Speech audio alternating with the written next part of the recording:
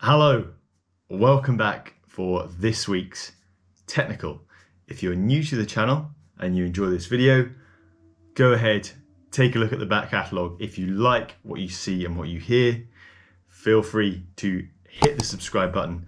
If you ring the little bell next to it, it means you don't miss any new videos. If any of you are feeling very generous, give the video a thumbs up and leave me a comment at the end. These weekly-ish technical videos go out on a Tuesday-ish. In these, we take a quick but in-depth look at quite a small, focused topic, anything really to do with farm animal, veterinary medicine, or broader husbandry. In contrast, the weekend vlogs are mostly me horsing around and you guys joining me for the ride. Again, feel free to go and have a look at some of those we've done recently. That's enough self-promotion. Let's get into the video proper.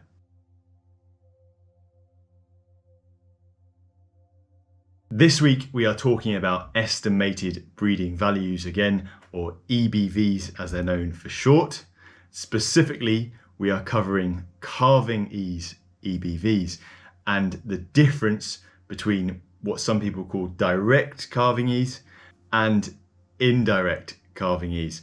To confuse things, sometimes direct calving ease is known simply as calving ease, and indirect calving ease can be known as maternal calving ease or calving ease daughters. So if you see those terms, that's how they correlate to direct versus indirect. A quick bit of housekeeping. You might have seen the previous video I did as a quick primer on how to find and interpret EBVs in beef cattle. As ever, there's always more to say. Some things to remember: they're breed specific, the values can change over time, and they are intended as a guide. The clue is in the name, estimated, rather than as gospel. Back to calving ease. Let's assume we are looking at a bull, although pedigree females should have EBVs as well if they're from a breed that does the recording. Positive values for calving ease, both direct and indirect, implies fewer assists. That's a good thing. So positive value means fewer assisted calvings. Now, for direct calving ease, that means that bull's offspring should be more easily calved. For indirect calving ease, or maternal calving ease, or calving ease daughters, whatever we're calling it, that relates to fewer assists in his daughters. So in effect, his grand offspring, it relates to how easily his daughters go on to calve themselves. That's the difference. So direct calving ease relates to how easily his own offspring are born. Indirect means how easily his offspring then go on to calve themselves. An animal may have a positive direct calving ease figure, but not necessarily have a positive indirect calving ease figure, and vice versa. Let's look at a few examples. Remember, when looking at these graphs, the line down the center of the graph relates to the breed average. So to the left of that line is a negative figure, bad. To the right of the line is a positive figure, good, for this very simple interpretation. Now this first one, you can see this first bull, he has poor direct calving ease, which means his own offspring are more likely to require assistance when they themselves are born. And he has a poor indirect calving ease, which means when his offspring go on to calve themselves, they are more likely than the average to require assistance. Let's move on to the next bull. He has a positive direct and a positive indirect calving ease. It's the opposite. It means his own offspring, when they themselves are born, are less likely than the average to require assistance. And when his offspring go on to calve themselves, this bull's daughters, they should require lower than the breed average for assistance when they themselves calve. Hopefully that's all clear so far.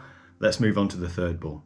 This bull has a positive direct calving ease. Again, that means they should require less than the breed average for assistance when they themselves are born, but he has a negative indirect calving ease. That means his daughters, his offspring, are more likely than average to require assistance. Now the reasons for that, it's interesting. I'm not sure they've ever been fully explained. A common theory goes that heifers with narrow hips are more likely to fall out of their mothers unassisted, but when they themselves come to calve, that narrow pelvis may work against them and mean that their own calf may be more likely to require assistance. Calving ease is so important in suckler cattle as it underlines fertility, it reduces emergency vet spend, it increases calf survival, it's better for the cow and the calf's welfare, and for the farmer, it makes for a much better work-life balance. Last and not least, it means you are far less likely to call me or one of my colleagues out in the middle of the night. I definitely need the beauty sleep. As I alluded to before, EBVs are just one of the tools we have at our disposal when trying to ensure calving ease. Nutrition, age at first calving, heifer growth, myostatin status, breed choice, pelvic area, all of these things play a role. To place unnecessary emphasis on one and ignore others would be unwise. In my opinion, all of these need to come together. I think it would be prudent to at least check the calving figures of the bull you're buying, however much or little you trust them. The direct versus direct calving ease issue really is most important, I think, if you are using the same stock bull to breed your replacements as you are your terminal calves.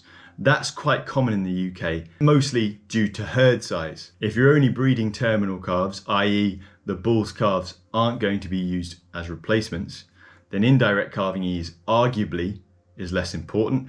Direct calving ease, I would argue, is always very important. If you're using a bull to breed terminal calves and replacements, then I would suggest a positive direct and a positive indirect figure would be helpful. When a bull is sold as easy calving, go and do a little bit of homework. Anyone can search the EBVs. Does that mean he's got a positive direct calving ease, a positive indirect calving ease, both, or as sometimes turns out to be the case, unfortunately, neither? I hope that's cleared up any confusion relating to calving ease EBVs. Hopefully I've not made things worse. In case you're still in any doubt as to what the terms mean, I've attached a few links in the video description. Go ahead and have a good read. There's a great Farmers Weekly article on the direct versus indirect calving ease issue. Even better, watch the video again, and best, go and talk to your vet about it. Since you've watched this far, don't forget to give the video a big thumbs up, leave me a comment, and I'll see you next time. Over and out.